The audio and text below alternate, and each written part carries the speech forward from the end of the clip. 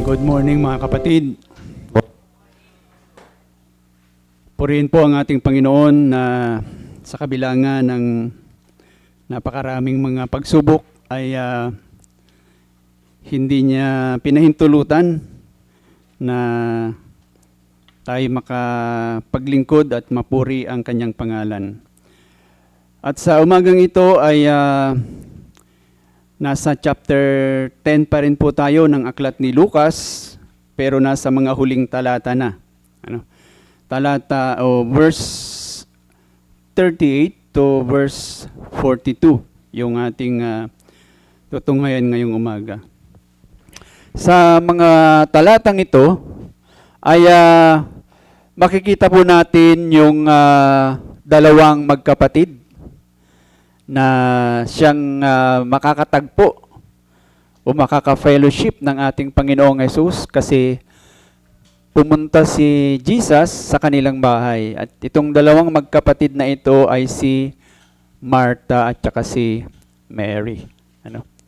So, dito makikita natin na ang magkapatid na ito ay mayroong magkaibang tawag natin dito? Masasabi nating maturity sa kanilang buhay Kristiyano. Magkaiba yung kanilang pananaw, magkaiba yung kanilang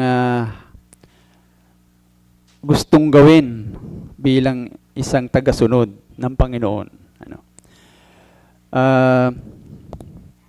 Kung kaya't itong talatang ito ay ibinigay o inilathala ni Luke.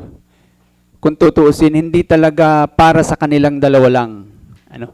Kundi kaya itinala ito ay upang matuto tayo ng mga disipulo ng Panginoon. So ito talaga is about discipleship. Yung matututunan natin dito sa dalawang magkapatid o sa pangyayaring ito sa buhay ng dalawang magkapatid. Tungkol talaga ito sa buhay ng isang disipulo. So kung ikaw ay nagsasabing disipulo ka ng Panginoon, para sa iyo din ito. At para sa akin din bilang tinatanggap kong ako'y disipulo din ng Panginoon. So una, makikita po natin dito sa verse 39, na itinuturo dito yung discipleship of women.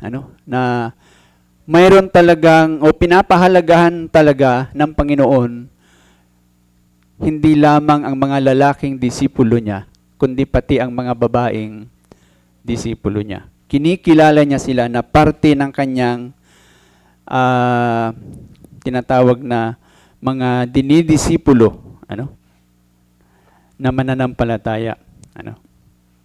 So, makikita natin na dito ay si Maria, ay nagbigay ng napakagandang halimbawa na pamumuhay ng isang disipulo o tagasunod ng Panginoong Hesus. Kasi ang sabi dito, si Maria ay umupo sa paanan ng Panginoong Hesus upang makinig ng katuruan na itinuturo ng Panginoong Hesus. At mayroong napakagandang kahulugan yan, kung anong ibig sabihin yan mamaya. And then sa verse 42, makikita natin dito na may sinabi si Jesus doon sa ginawa ni Maria na pag-upo sa kanyang paanan upang makinig. Na ang sabi niya, ang ginawa ni Maria ay hindi kukunin sa kanya. Hindi aalisin sa kanya. Kung kaya't ipinapakita dito na yung ginawa ni Maria ay napakahalaga para sa buhay ng isang mananampalataya. Kasi hindi daw ito aalisin sa kanya. Hindi siya tawag natin dito, hahadlangan na gawin yung kanyang ginawa. So pangalawang makikita natin dito ay sa verse 39 na dito ay makikita naman natin yung kahulugan ng salitang pag-upo. Ano? Ano ba ang ibig sabihin? Bakit ba sinabi pa na hindi nilang sinabing nakinig, kundi sinabi pa na upo siya sa paanan ng Panginoong Hesus habang nakikinig. Okay? So, may kahulugan po 'yon. Na actually, ang pinakakahulugan lang nun, bibigyan ko na kayo ng patikim, ika nga, ito ay nagpapakita ng debosyon. O ito ay nagpapakita ng pagpapasakop sa Panginoon. Ano? And then pangatlo na makikita natin dyan, 40 to 42, ay makikita natin dito yung warning, kumbaga. Kasi dito ipapakita sa atin yung mga hadlang para makapamuhay tayo ng nararapat bilang disipulo. O sabihin na natin, para hindi natin magawa yung ginawa ni Maria. Ano? Para hindi tayo makapagpasakop sa Panginoon. May hadlang po sa ating pagiging disipulo. At makikita natin yan mamaya. Ano? Na itong hadlang na makikita natin dito ay hindi po pipitsugin, kumbaga. Talagang mapanganib po itong hadlang na ito na ipapakita sa atin mamaya. Mapanganib sa buhay ng isang mananampalataya. And then finally, pang-apat na makikita natin dito sa verse 42, makikita naman natin dito yung ano ba yung pinakananais talaga. Kumbaga sa ice cream, ano ba yung delight? Ano ba yung para sa isang disipulo, ano ba yung pinaka masarap? Ano ba yung pinakagusto dapat ng isang disipulo sa kanyang buhay bilang isang disipulo? Ano? At dito nga ay makikita natin na itong sinasabi dito na pinakagusto dapat ng isang disipulo, kung tutuusin, ito po ay may kinalaman sa gawa ng Diyos, na siya lang ang makakagawa nito. O ito ay may kinalaman sa Diyos, na sa Kanya lang talaga mayroon ito. Wala tayong mahahanap sa kanino man o saan pa man. Sa Diyos lang natin ito matatanggap o siya lang makakapagbigay nito sa atin. Okay. So bago po natin basahin ang salita ng Diyos, sa aklat po ng Lucas chapter 10, ay manalangin po muna tayo. Aming Ama at aming Diyos na makapangyarihan sa lahat, lumalapit nga po kami sa inyo sa umagang ito sapagkat muli po naming kinikilala ang inyong kadakilaan, ang inyong salita na siyang pagkain o totoong pagkain namin ng mga nananampalataya sa inyo upang kami lumakas sa aming pananampalataya. Na ito po'y mas mahalaga pa kaysa sa pagkain ng aming pisikal na laman.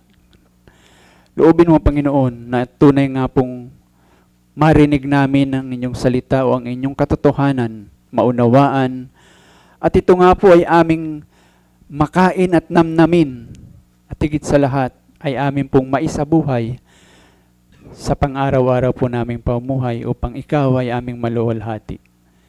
Pinagkakatiwala po namin ang lahat sa ngalan ng inyong anak na si Jesus. Amen. Luke chapter 10 verse 38 hanggang sa huling talata ng chapter 10. Ito po ang salita ng ating Panginoon.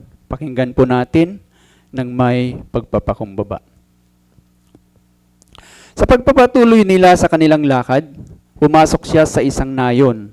Isang babaeng ang pangalan ay Marta ang tumanggap kay Jesus sa kanyang bahay. Siya ay may isang kapatid na tinatawag na Maria, na naupo sa paanan ng Panginoon at nakinig sa kanyang salita. Ngunit si Marta ay naabala sa maraming paglilingkod. Siya'y lumapit sa kanya at sinabi, Panginoon, wala bang anuman sa iyo na pinababayaan ako ng aking kapatid na maglingkod na mag-isa? Sabihin mo nga sa kanya na tulungan ako. Subalit sumagot ang Panginoon at sinabi sa kanya, Marta, Marta, nag-aalala ka at nababagabag tungkol sa maraming bagay. Subalit isang bagay ang kailangan.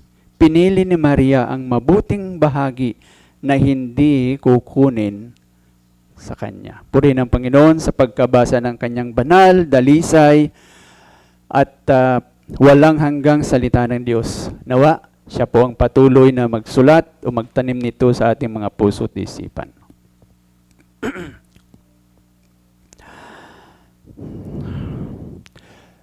Pag nababasa natin ito, at tayo ay pamilyar tayo sa ating Bible, lalo na kung pamilyar tayo sa Kawikaan. Kawikaan chapter 31, verse 30 to 31. Ito po ay yung katangian, sabi doon, ng isang, sa English, wife of noble character. Yung noble na katangian ng isang asawa. At alam natin doon, alam natin yan, kung familiar tayo, kung nababasa natin, ang sinasabi dyan sa Proverbs ay hindi nalalayo sa ginagawa ni Marta o sa ginawa ni Marta dito sa binasa natin. Naabala. Isang babaeng masipag, sabi doon sa Proverbs 31, verse 10 to 31, isang babaeng masipag na hindi niya hinahayaang magutom ang kanyang pamilya, na maaga siyang gumigising upang ipaghanda ang kanyang pamilya. Kumbaga, pag nabasa natin tong talatang ito sa Luke chapter 10, na nakita natin na yung ginawa ni Maria na pagiging masipag, at alam natin ngayong Proverbs na sinasabing yan ang katangian ng isang yan ang isang masabi nating biblikal na katangian ng isang asawa. Ay mga babae siguro ay medyo nasasaktan. Bakit? Kasi makita natin na itong si Marta dito, Maria ba ang nasasabi ko? Si Marta dito ay nirebuke ng Panginoon. Nagsipag siya pero nirebuke siya. So, iisipin siguro ng mga kababaihan, kung sila, si Marta, nung panahon na yun, na nirebuke ng Panginoon, siguro sa isip-isip nyo, abay, kung ako yan, sasabihin ko na lang kay Jesus, sige, maging spiritual kayo ni Maria. Aral kayo ng Bible. Pero sinasabi ko sa inyo, wala kayong kakainin ngayong gabi. Kung hindi ako gagawa, wala kayong kakainin. O kung mayroon man kayong kainin, dapat kayo ang maghugas ng inyong mga kinainan. So, makikita po natin na although, yun nga, itong pangyayaring ito sa buhay ni Maria at ni Marta ay medyo ang mga kababaihan ay mayroong hindi, sabihin na natin, hindi pagsang-ayon sa ginawa kay Marta. Pero sa totoo lang, ang pangyayaring ito ay hindi po talaga para kay Marta lang. Narinig nyo? Kundi ito ay para sa buong disipulo o sa lahat ng mga disipulo ng Panginoong Hesus na nagsasabing gustong sumunod o magpasakop sa Panginoon. Ginamit yung buhay ni Maria at ni Marta upang maturuan ang lahat ng mga disipulo ng Panginoon, babae ka man o lalaki ka man, kung ano yung dapat mong pamumuhay bilang mananampalataya. Sa madaling salita, ang katuruan na matututunan natin ngayong umaga ay hindi lang para sa magkapatid, kundi para sa ating lahat. Sa inyo at sa akin. Na, kumbaga, si Jesus ay may comments siya kay Marta, pero sa totoo lang, hindi niya sinabi ito kay Marta para sirain si Marta. Kundi kaya niya sinabi ito kay Marta para maibalik si Marta sa tamang pamumuhay bilang isang mananampalataya. Ano? So, ngayong umaga, tingnan natin ang mga talatang ito o ang katuroang ito sa, sabi nga natin, lente o sa pagtingin ng isang disipulo para sa ating lahat ito ng mga disipulo ng Panginoon. So una makikita natin yun doon sa verse 39. Sabi nga natin kanina, ito ay may kinalaman sa katuruan na pagkilala sa babaeng disipulo. Ano? Sabi diyan, si Maria ay na kay Jesus o kasama ni Jesus na lumalabas saan man pumunta si Jesus sa lugar ng kanilang bahay, ay talagang sinusundan niya. Hindi niya ito hinihiwalayan. Ano? And tawag nito, ang kakaiba pa, nung nagturo na ang Panginoong Jesus, talagang umupo siya sa paanan ng Panginoong Jesus. Ano? As in talagang, kumbaga sa, ano tawag nito? Setting ng classroom, di ba? Nandun siya sa, malapit sa teacher. Ano? Gustong-gusto niya talagang matuto o makinig. Ano? At yung pangyayaring ito o itong larawan na ito, siguro sa panahon natin ngayon, hindi na natin masyadong makita kung bakit napakahalaga nito. Ano? Pero kung alam natin ang mga Muslim na babae, ewan ko kung alam niyo yung katuruan sa Muslim, ano? Sa Muslim, si Muhammad, yung kanilang kinikilalang Diyos, walang pakialam sa mga babae. Kung babasahin mo ang kanilang pinaka-Biblia na tinatawag na Quran, wala kang makikita doon na pagbanggit ng kahit isang babae. Dahil ang Quran ay isinulat para lamang sa mga lalaki. Ano? That is why kung ikaw ay Muslim at marinig mo itong pangyayaring ito, na yung si Maria ay nakaupo sa paanan ng Panginoong Hesus habang nagtuturo, ay talaga naman, ma-appreciate mo ito ng mabuti.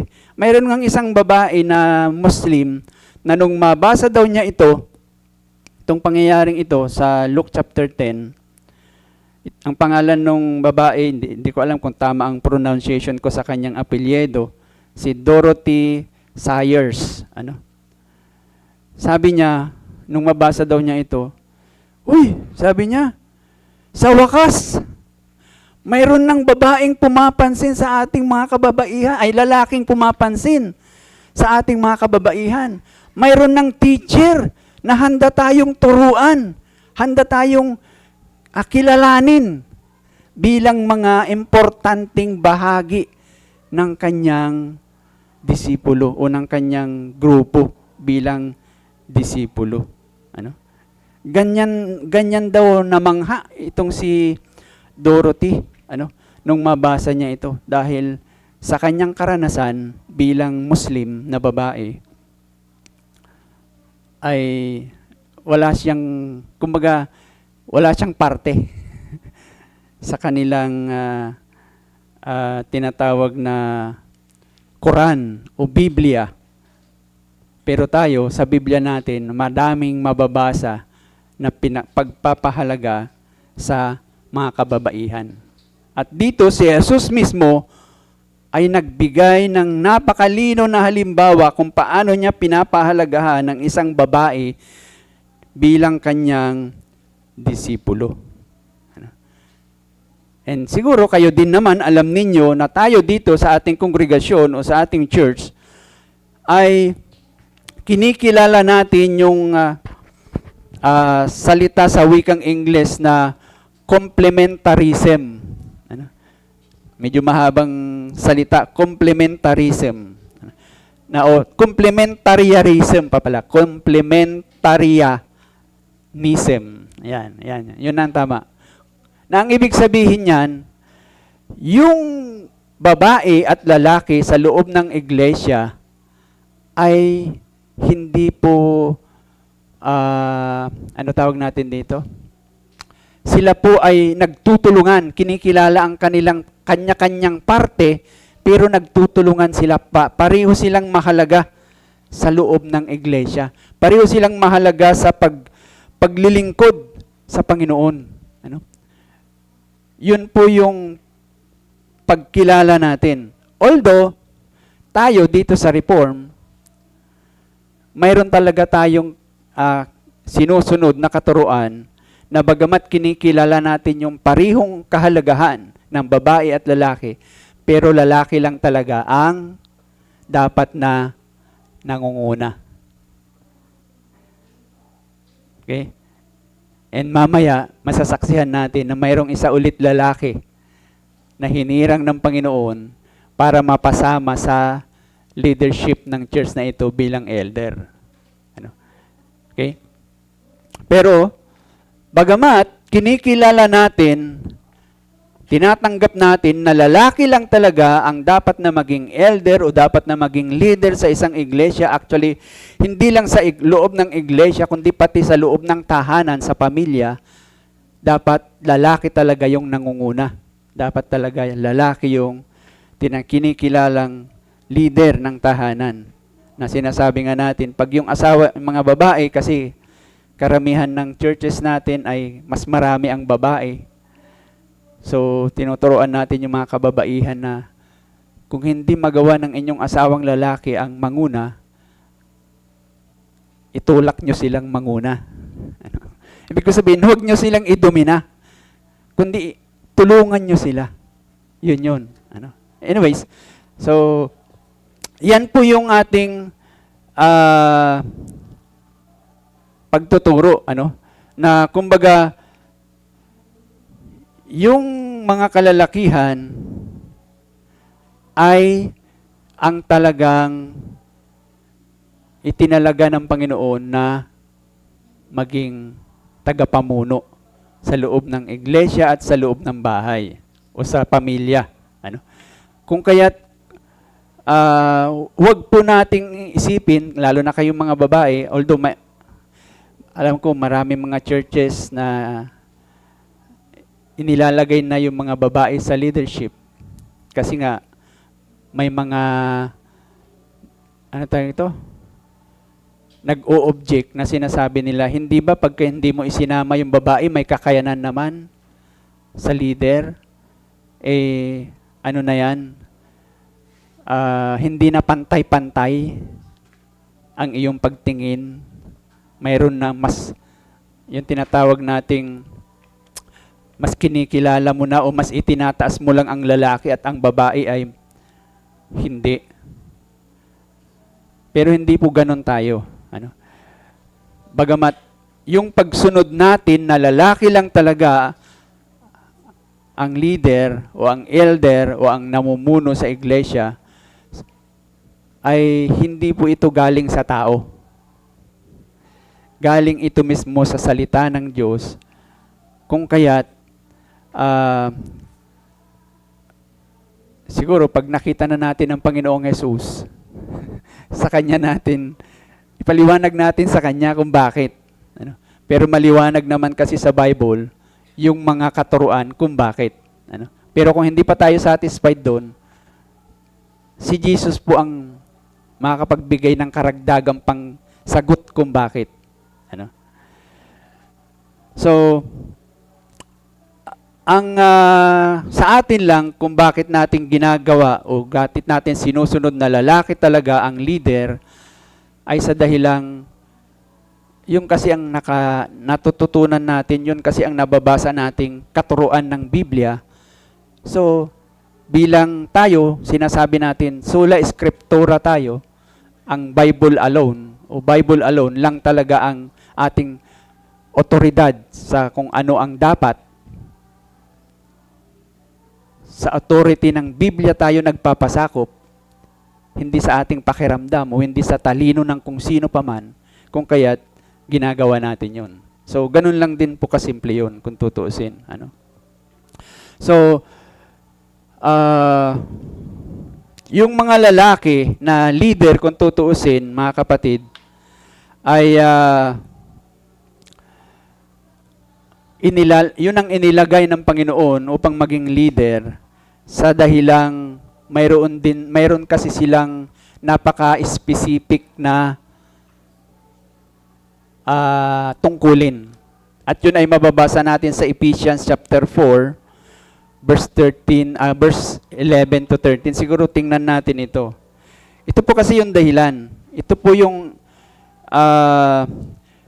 hindi sila inilagay diyan kasi napaka-special sila. Hindi. Mayroon kasing napaka-importanting responsibilidad para sa mga leader na inilalagay ng Panginoon. Ano? Ephesians 4. Ano po ang sabi dito ng salita ng Diyos? Saan na ba yan? Ephesians chapter 4, verse 11 to 13. Babasahin ko po ha, ito ang sinasabi ng salita ng Diyos.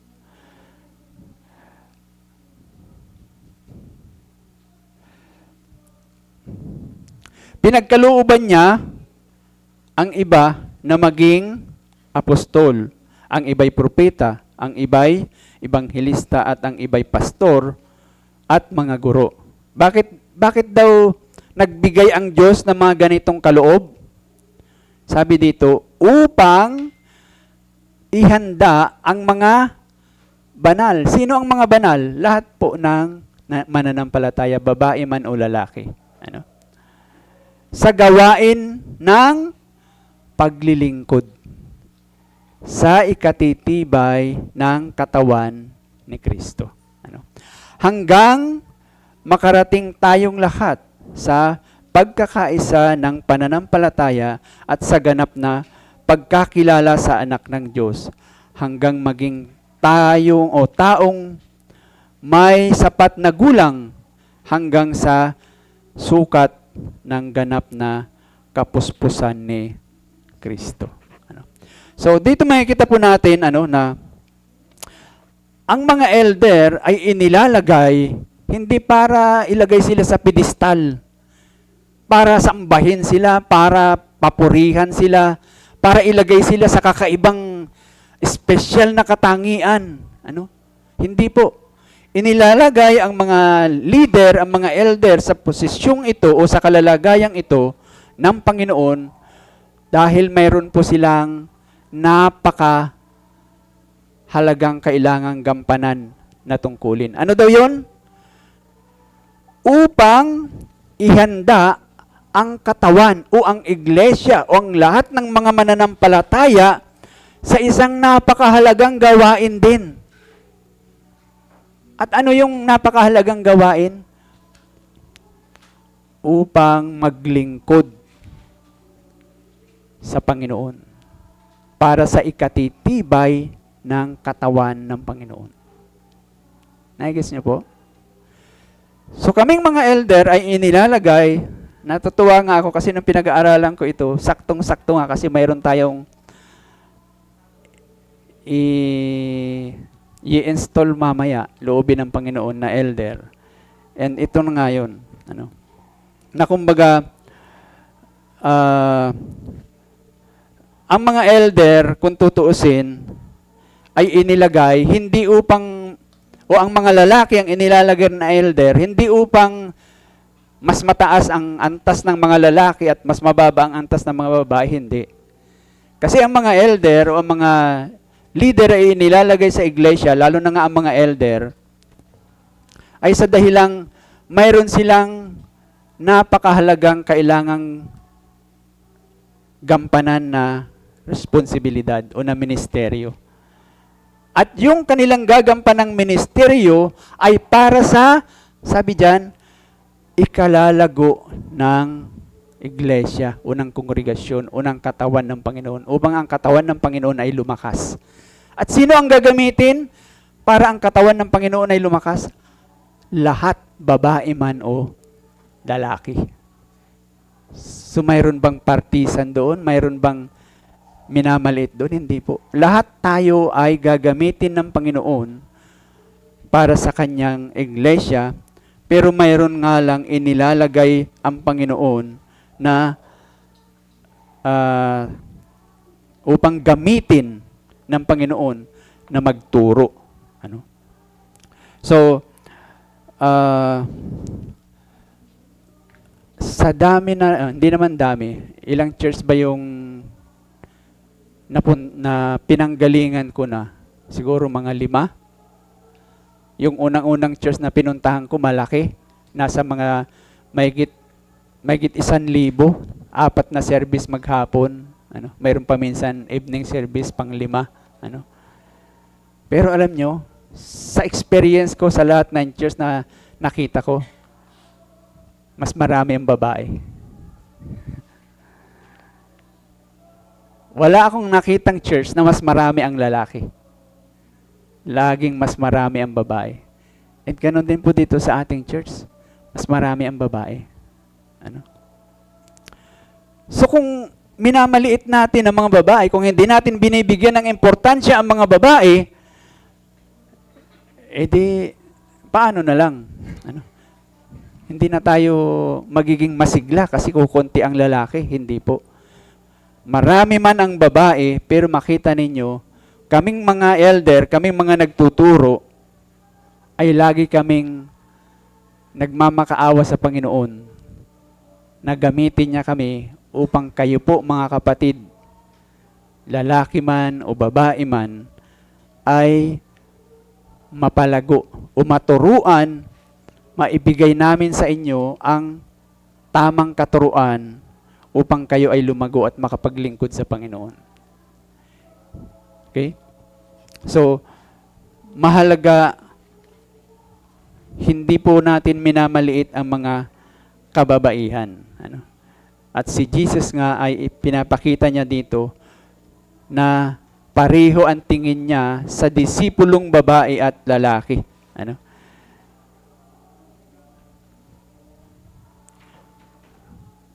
Ngayon,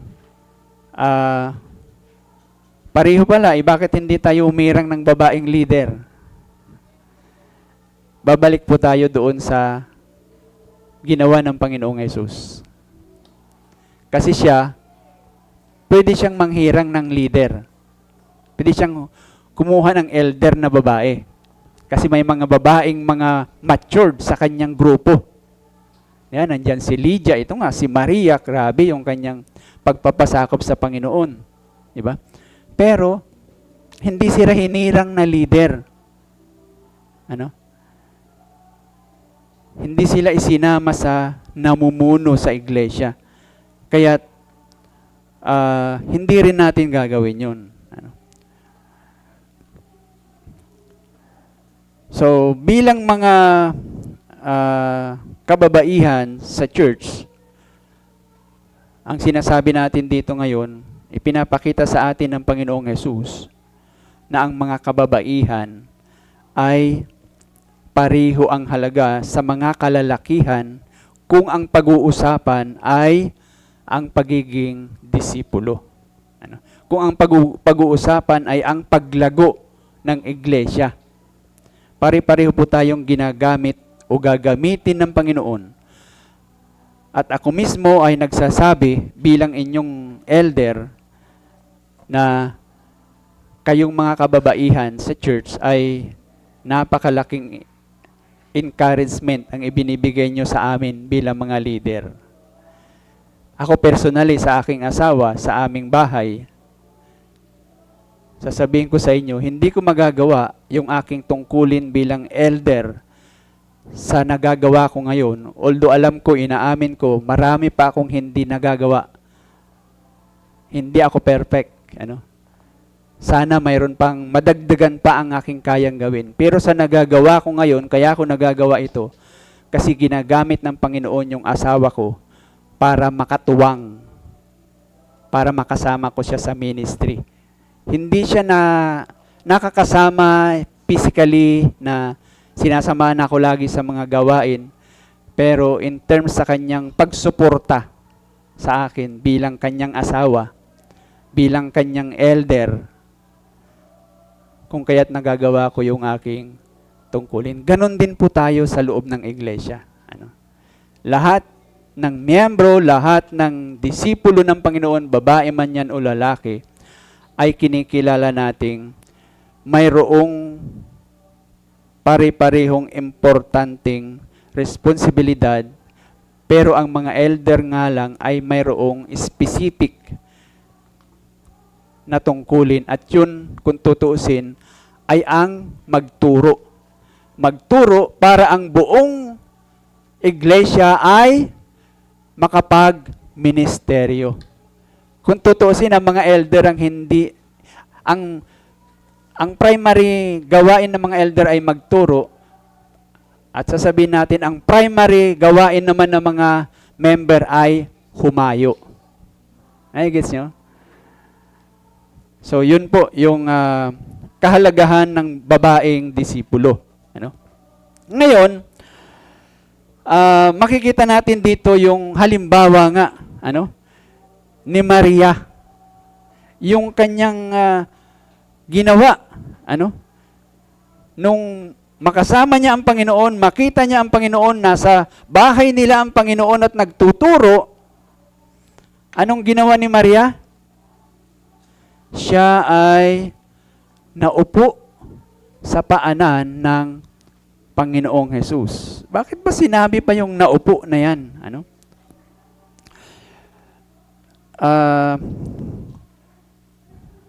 Sa atin ngayon kasi sa Bible studying ginagawa, hindi na may mga upuan tayo May mga ganyan. O kaya may table pa nga.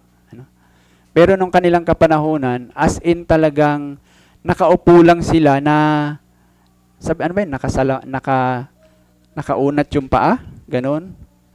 Nakalabas dun sa, kung mayroon man silang inuupuan, ay hindi talaga nakatago yung paa. At madalas, yung kanilang mga gawain ay maliliit na grupo. So, magkakalapit sila pag sila ay nagsasama-sama upang mag-aral. Ngayon, yung sinabi dito na nung nagturo na ang Panginoong Yesus, si Maria ay umupo sa kanyang paanan. Ang ipinapakita po dito ni Maria na halimbawa bilang isang disipulo ay ang kanyang pagpapasakop sa Panginoong Yesus. Yung salitang siya ay umupo sa paanan ni Jesus, ang ibig sabihin nun ay nagpapailalim siya sa katuruan ng Panginoong Jesus. Bilang disipulo, kinikilala niya yung kanyang guro na siyang may authority na yung kanyang itinuturo ay dapat na sinusunod. So mga kapatid, ang sinasabi sa atin dito, kung tayo ay disipulo, matutunan nating gayahin yung halimbawa ni Maria. Na siya ay talagang nagpapasakop sa ilalim ng otoridad ng kanyang guro. Na kinikilala niya na yung itinuturo ng kanyang guro ay dapat na sinusunod. Kumbaga, parang tubig dapat na kinikilala niyang kailangan niya itong inumin. Parang pagkain na kinikilala niyang kailangan niya itong kainin upang magkaroon ng sustansya sa kanyang katawan at siya ay lumakas. Ganon din ang pagkilala ni Maria na siyang dapat nating gawin bilang disipulo sa katuruan na naririnig natin tungkol sa o na galing sa salita ng Panginoon. Kumbaga, yung pag-upo ni Maria sa paanan ng Panginoong Hesus ay nagsasabi na siya ay handang sumunod. Siya ay handang magpasakop sa kung anumang salita ng Diyos na kanyang natatanggap. Hindi siya yung disipulo na lumalapit sa Panginoong Hesus, tapos siya ang magsasabi sa Panginoong Hesus kung ano ang tama. Hindi. Siya yung disipulo na lalapit sa kanyang guro at nakasara yung kanyang bibig, pero bukas yung kanyang tainga. Ano? Hindi siya yung disipulo na papunta pa lang sa guro niya ay mayroon na siyang nasa isip na sasabihin. Mayroon na siyang nasa isip na yung tinatawag natin preconceived ideas, ano? Mayroon na siya kung ano yung nasa isip na niya, kung ano yung tama at kung ano yung mali. Kung kaya't mag-uumpisa pa lang magturo yung teacher, ay kinokorek na niya sa kanyang isipan. Hindi po siya yung ganon. Ano? Kundi, ang sinasabi dito na siya'y nakaupo, ay handang-handa siya na tanggapin yung katuruan na kanyang maririnig sa kanyang guro at anong sasabihin niya?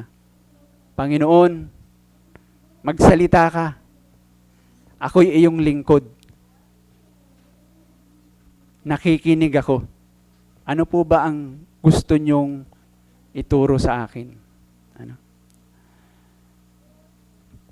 Sabihin mo, Panginoon, kung ano yung gusto mong ituro sa akin. At ako ay susunod sa iyo. Ano?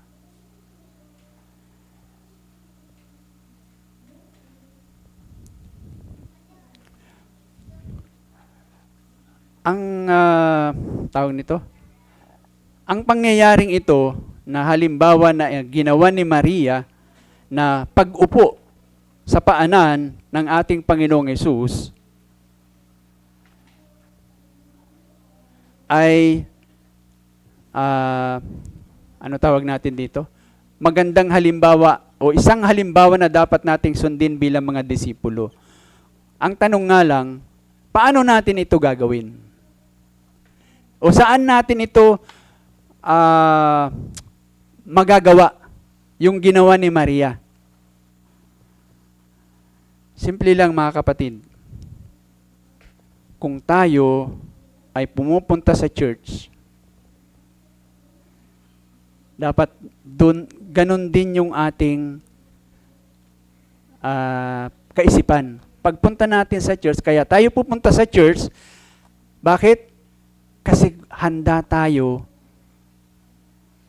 o nandoon yung ating kaisipan na kaya tayo pupunta sa church upang makinig ng salita ng Diyos, ay handa tayong sumunod. Ano? Kaya tayo pupunta sa pagsamba tuwing linggo, o pupunta tayo sa Bible study tuwing Friday, ano? Ay dahil nandoon yung puso natin, yung isip natin na nakahandang magpasakop sa salita ng Diyos. Ano? So, ang tanong, ganyan ba kayo? Pupunta ba kayo sa church? O bago pa man lang ba kayo pumunta sa church, ay nanalangin na kayo na Panginoon, ihanda mo ang aking puso't isip na magpasakop sa iyong salita. Ano? Ganun ba kayo? O ganun bang inyong pagnanais? Ganun bang inyong pinakahahangad na kaya kayo pupunta sa church kasi gustong-gusto nyong makarinig ng salita ng Diyos at gustong-gusto nyo rin itong isabuhay. At gustong-gusto rin ninyong magpasakop.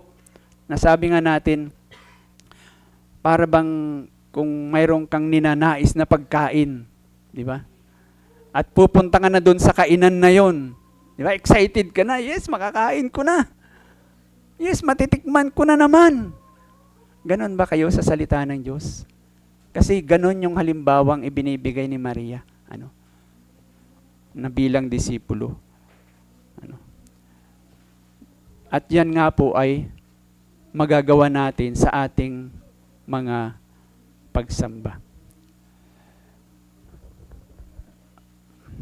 Dito po sa RCLP, dito sa ating church, natutuwa ako kasi marami naman sa atin ang talagang nakikita kong regular, na sumasamba. Although nalulungkot din ako at the same time. Kasi marami din ako nakikitang hindi regular. At panalangin ko, na sana, loobin ng Panginoon, kaawaan tayo ng Panginoon. Na kaya nga tayo nandirito dahil yun yung ating nasa puso at isipan. Gusto kong pumunta sa church, gusto kong makinig ng salita ng Diyos, kasi gusto kong sumunod, gusto kong magpasakop.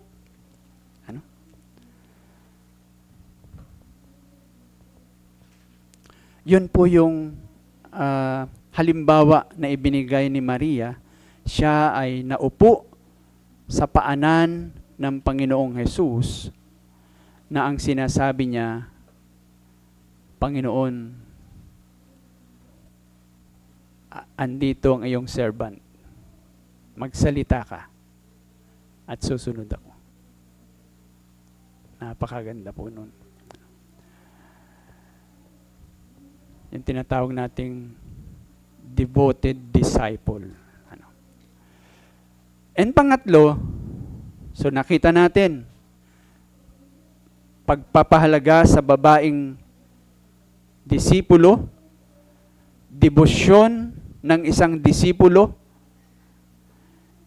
at ang pangatlo, distraction sa pagiging disipulo. Ibig sabihin, mga hadlang.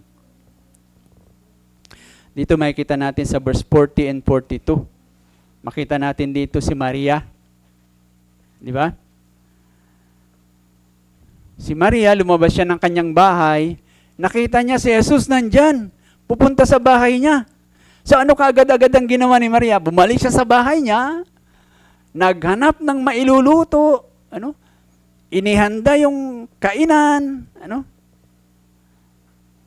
at kung ano-ano pang mga ginawa. Siguro nilinis pa niya yung bahay niya, Kaya lang, habang ginagawa na yun, napansin niya, mag-isa ako. Asan yung kapatid ko? Pagtingin niya, nandun siya kay Jesus, nakaupo sa paanan ni Jesus. So anong ginawa ni Maria? Marahil nga napasigaw pa si Maria, Panginoon, sabihan mo naman yung kapatid ko. Tulungan naman ako.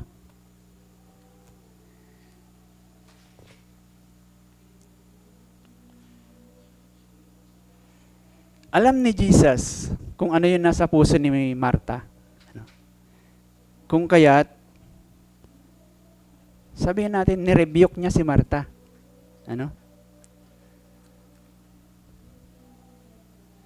Pero yung rebuke ng Panginoong Hesus, mga kapatid,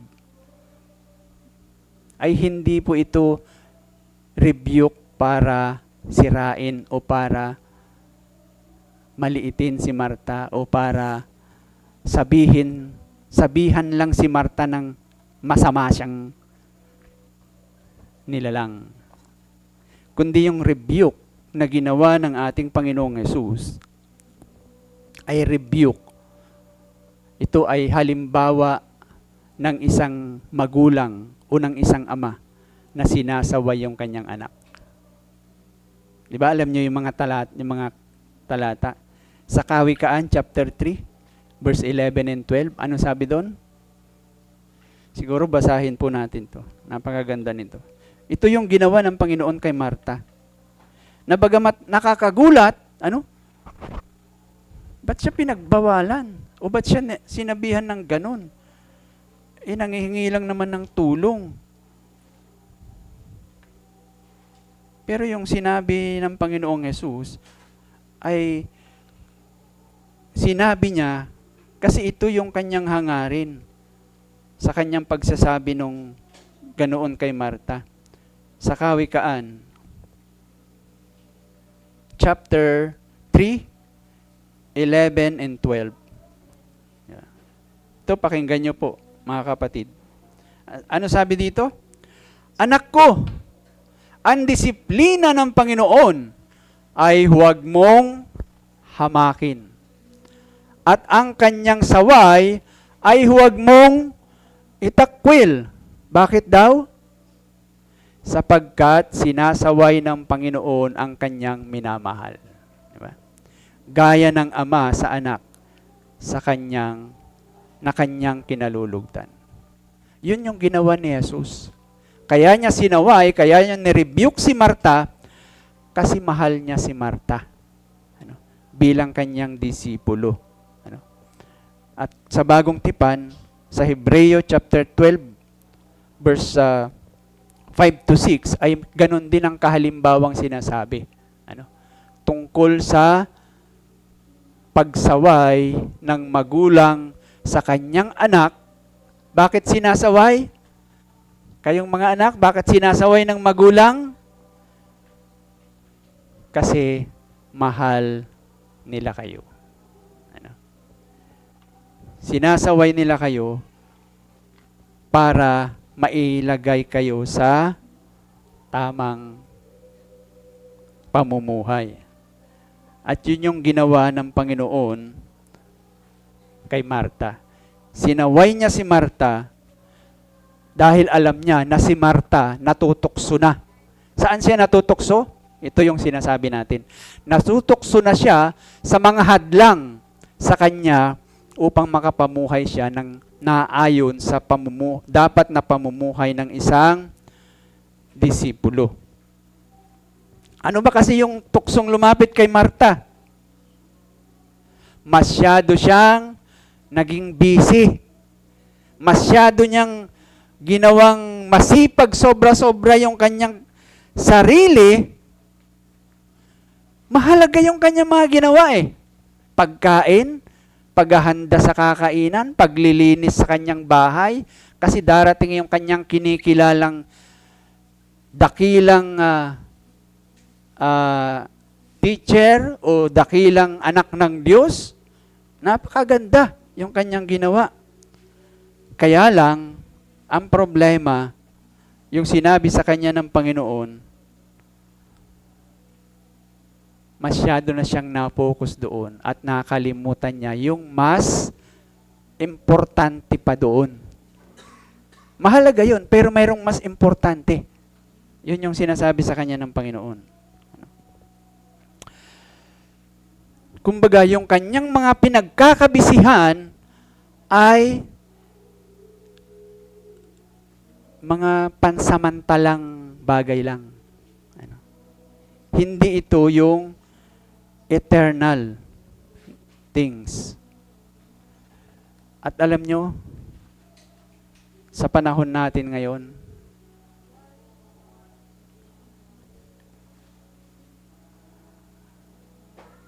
yan po ang isa sa malaking hadlang sa mga disipulo ng Panginoon. Yung pagiging busy sa mga bagay o sa mga pangyayari sa ating buhay na kung tutuusin, hindi naman talaga ganon kahalaga. Mayroon ba ditong walang cellphone?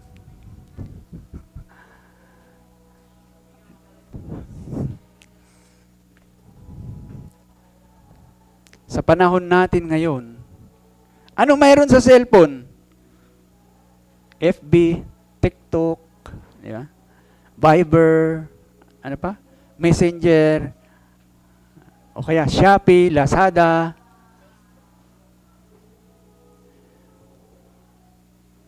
Abalang-abala tayo, hindi lang yan, Pero sa panahon natin ngayon, yan ang isa sa pinagkakaabalahan mga disipulo ng Panginoon, na kung tutuusin, yung mga kadalasan naman na ginagawa dyan, ay hindi naman talaga mahalaga. Ano? Parang mahalaga, pero hindi eh. Ano? Lalo na kung yung mga ginagawa mo dyan na busy ka, ikukumpara mo sa ginawa nga ni Maria, yung kanyang pinahalagahan. Yun ay walang iba kung hindi ang salita ng Diyos. Buti na lang ngayon, salamat sa Panginoon, na ginamit niya ang teknolohiya, na yung cellphone natin, pwede nating ma-downloadan ng Bible.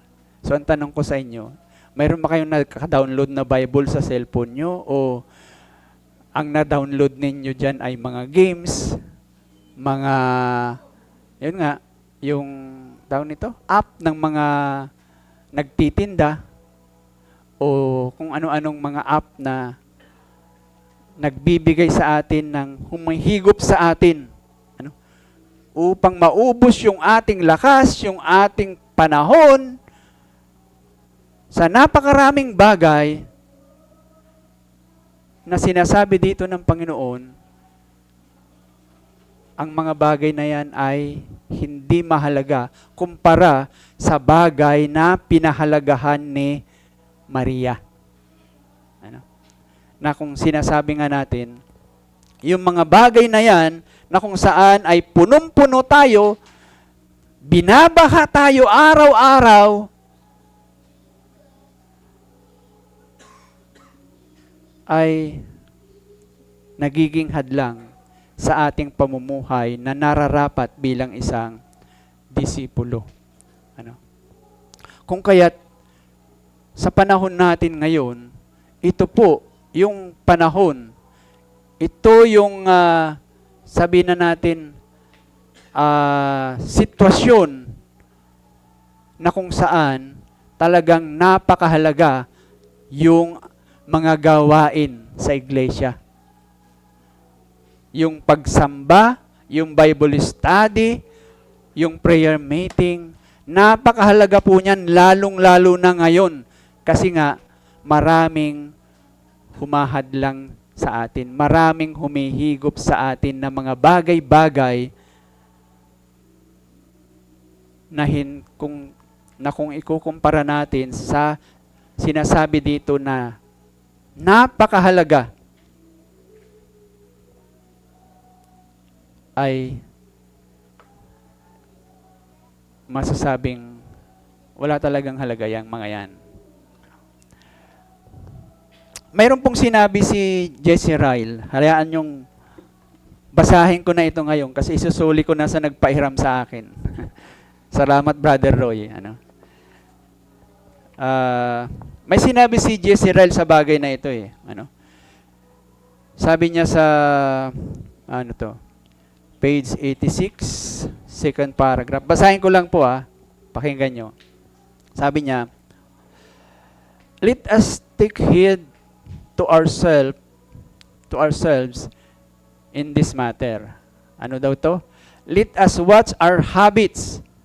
Diba? Yung mga habits natin. Lest we fall into sin unaware. Kasi kung hindi natin bantayan yung ating mga habits sa araw-araw, yan yung magdadala sa atin sa kasalanan. Ano? If we love life, kung talagang mahal natin ang buhay, sabi niya, we must hold the things of this world with a very loose hand. Kung talagang mahal natin ang buhay, huwag nating hawakan ng gusto ang mga bagay sa mundong ito. Hayaan mo lang na makawala. Ano? And then sabi niya, beware of allowing anything to have the first place in our hearts. Mag-ingat tayo na ang mga bagay na ito ang maging priority sa ating puso, sa halip na ang Diyos ang priority natin. Ano? Ito pa nga, sabi niya, let us mentally ilagay daw natin sa ating isip na ang mga bagay na temporaring ito ay lason. Mga lason yan sa iyong buhay Kristiyano. Ano? And then, sabi niya, permit to fill our minds and trample upon holy things, they become positive curse. Pag hinayaan natin na ang mga bagay na iyan ang pumuno sa ating isip, di ba sabi nga ni Apostol Pablo sa Romans 12, sa halip na yung mga bagay na yan ang pumuno sa ating mga isip, ano dapat natin gawin? Mag-iba tayo. Ano? Huwag ang mga bagay na yan, wag nating sundin ang mga bagay na yan, bagkus mag-iba tayo ng pamumuhay. Do not conform, kasi ang mundo, yan yung pumupuno sa buhay nila, yung mga bagay ng mundong ito. Yan ang hinahabol nila. Pero huwag tayong mag-conform to the pattern of this world. Ano? Dahil pag hinayaan daw natin na ang mga bagay ng mundong ito ang pumuno sa ating isip, iisipin nating maganda yan. Pero sa totoo lang, curse yan. Sumpa. Ano? Ito yung mga, bukod pa sa cellphone, ito yung mga bagay daw na iyan. Pleasures, yung tinatawag na sa halip na magbasa ng Biblia ay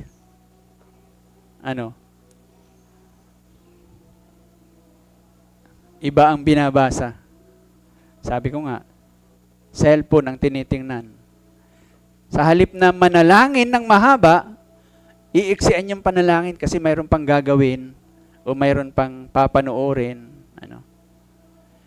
So on and so forth. Marami pong hadlang, lalo na nga sa panahon natin ngayon. Maraming haharang sa atin upang makapamuhay tayo bilang mga disipulo. So, mag-iingat po tayo na mahadlangan tayo o na maharangan tayo o na maposes tayo ng mga bagay na ito at makalimutan natin yung talagang mahalaga. So ano nga ba talaga dapat ang pinapahalagahan o pinakananais ng isang disipulo ng Panginoong Hesus? Sabi ng Panginoon, di ba? Balikan natin. Yung verse 42.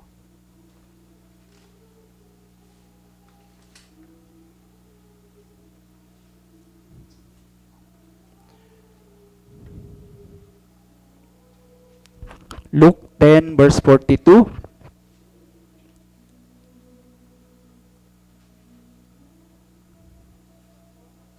Ano sabi ng Panginoong Hesus dito?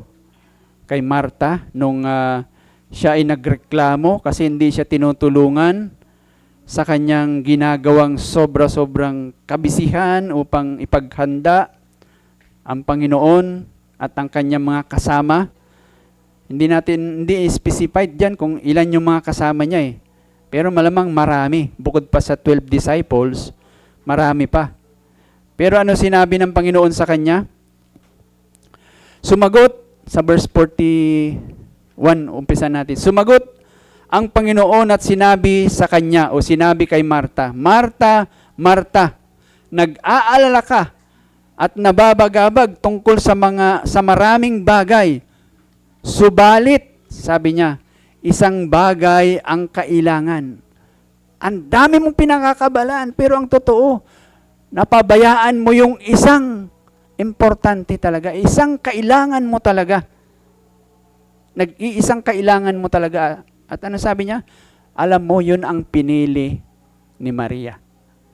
At yung pinili ni Maria na mas mahalaga o pinakamahalaga talaga, sabi niya, hindi ito aalisin sa kanya. Isang bagay ang talagang napakahalaga na dapat pinakahahangad ng mga mananampalataya. Ano ito? Ang makasama ang Panginoong Hesus. o ang makapakinig ng salita ng Panginoong Hesus. Parang ang sinasabi ng Panginoong Hesus dito kay Marta, alam mo Marta, napaka-busy mo. Sobra-sobra ang kasipagan mo, ang kabisihan mo. Pero alam mo, si Maria, pinili niya yung pinaka-importante, yung pinakamahalaga. At ano yon? Yung makasama niya ako.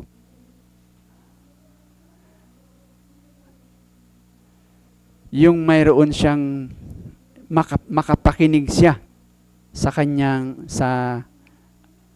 aking katuruan. Bakit nga ba mas mahalaga ang Panginoong Hesus sa lahat? Bakit nga ba mas mahalaga na makasama ang Panginoon sa ano pa mang bagay sa mundong ito? Ang tanong, mayroon bang bagay sa mundong ito ang mananatili magpakailanman? Lahat ng ano paman, malaki o maliit, madami o kokoonti, na mayroon sa mundong ito, kayamanan,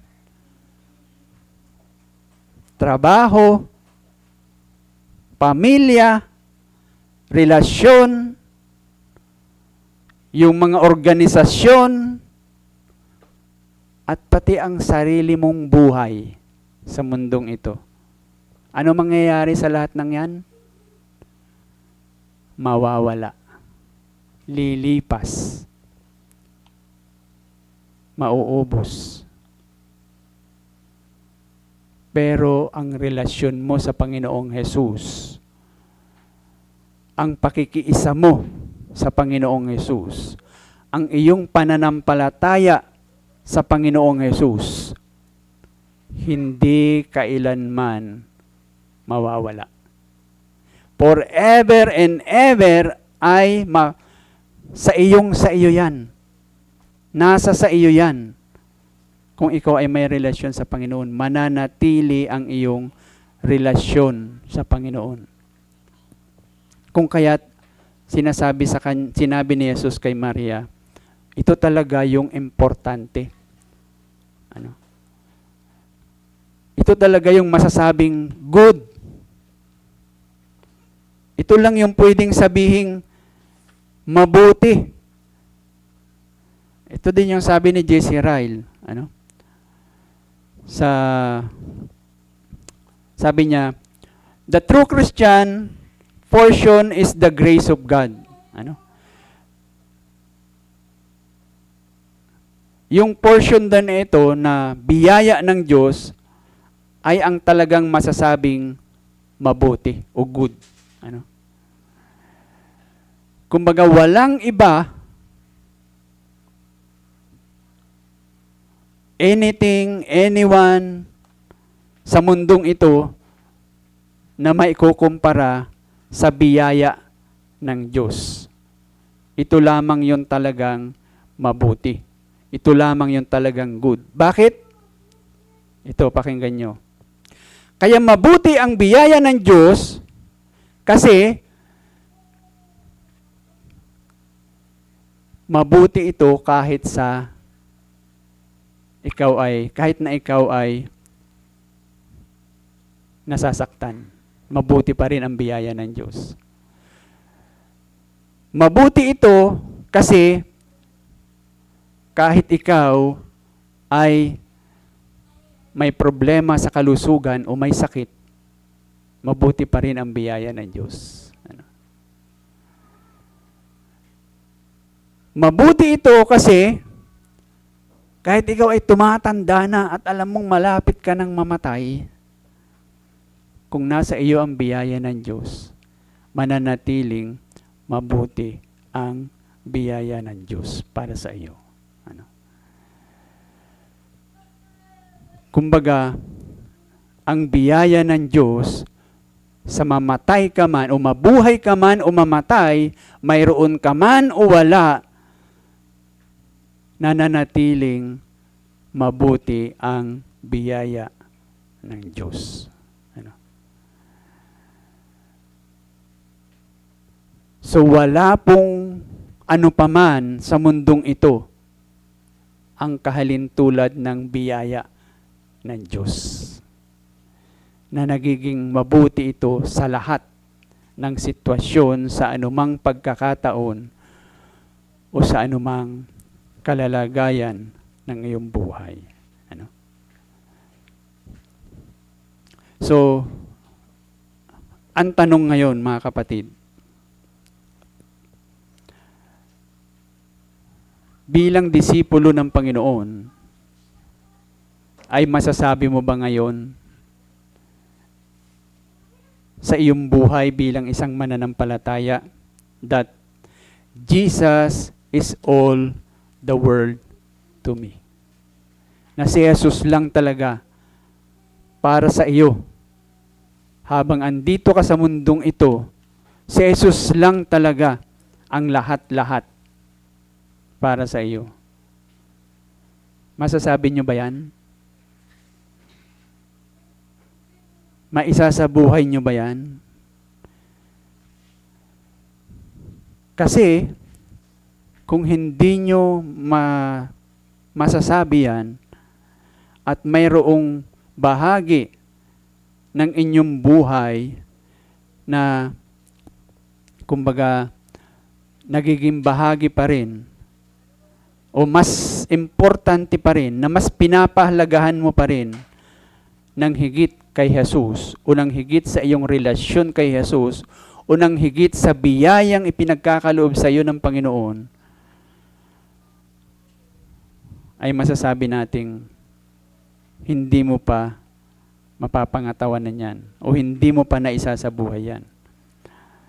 At ang Panginoong Jesus ay nagsasabi sa atin, "My disciples treasure me more than anything." Yun dapat. Ano? "My disciples delight in me more than anything." My disciples long to be with my presence. Yun ang hinahangad, o yun ang pinakananais ng isang disipulo ng Panginoong Yesus. Na ang relasyon sa Panginoon o si Jesus ang pinaka mahalaga. Ganon ka ba?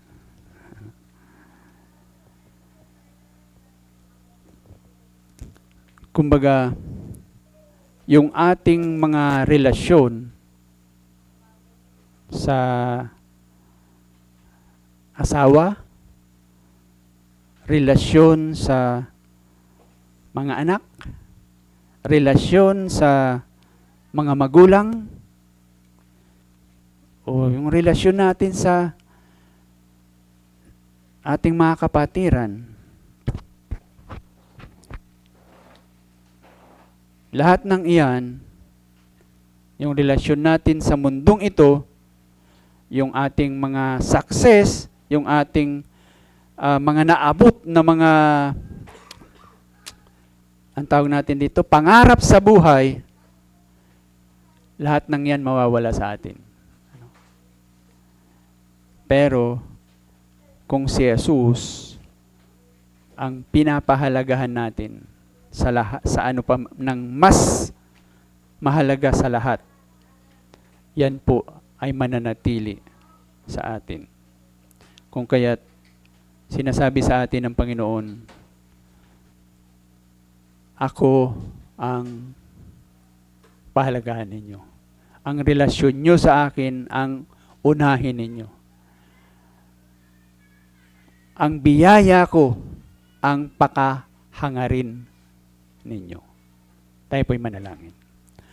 Amang banal at Diyos na makapangyarihan sa lahat, kaawaan niyo po kami sapagkat tunay, Panginoon, inaamin namin na maraming pangyayari, maraming mga bagay sa mundong ito ang madalas na humahad lang sa amin upang makapamuhay kami bilang disipulo na ikaw ang inuuna namin. o ikaw ang pinapahalagahan namin. Kaawaan niyo kami, Panginoon, sapagkat sa tulong lamang ng inyong banal na Espiritu ay makakapamuhay nga kami ng naayon sa inyong ninanais sa amin bilang inyong mga disipulo. Patawarin niyo kami sa lahat ng aming pagkukulang at umaasa sa inyong biyaya, sa inyong awa, na kami inyong palalaguin at bibigyan ng pamumuhay ayon sa inyong kalooban. Ito ang aming dalangin sa ngalan ng inyong anak na si Jesus.